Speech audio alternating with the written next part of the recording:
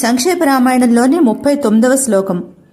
గతేతు భరతే శ్రీమాన్ సత్యసంధో జితేంద్రియ రామస్తు పునరాలక్ష్య నాగరస్య జనస్య చ. ఇప్పుడు 40వ శ్లోకం. తత్రాగమనమేకాగ్రో దండకాన్ ప్రవివేశః ప్రవిశ్యతు మహారణ్యం రామో రాజీవలోచనః. ఇప్పుడు ఈ 2 శ్లోకాల అర్థాన్ని చూద్దాం. భరతునికి తన పాదుకులు ఇచ్చి పంపించిన తర్వాత తండ్రి ఆజ్ఞను దాటవలసి వస్తుందేమో భరతుని ప్రార్థన వలన అన్న భయం నుంచి రాముడు విముక్తుడయ్యాడు.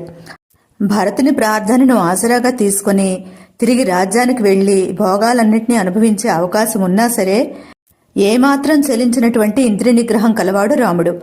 తానింకా చిత్రకూట పర్వతం మీదే ఉంటే పదే పదే అయోధ్యాపురవాసులు భరతుడు వచ్చే అవకాశం ఉందని గ్రహించి వారందరికీ దూరంగా అరణ్యవాసం చేయాలని చెప్పి దండకారణ్యంలోకి ప్రవేశించాడు విశాల నేత్రుడైన శ్రీరామచంద్రుడు.